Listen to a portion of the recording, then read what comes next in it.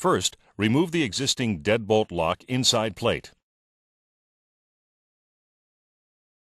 Replace it with your pre-assembled Secure Your Home door locking system, adaptable to either left or right side doors. Attach it to the door using the supplied screws. To adjust the height of the lower rod, unscrew the upper ring, lower the outer tube,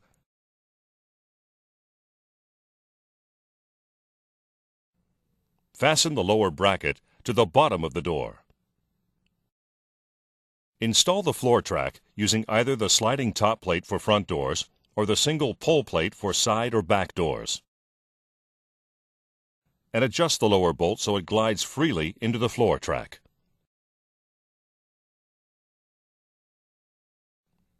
Reattach the outer tube to the locking box and firmly tighten the ring to hold all in place. The Secure Your Home door locking system features 3 locking positions.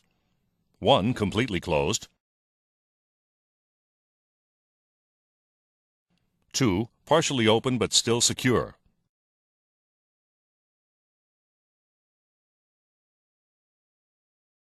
3 completely open.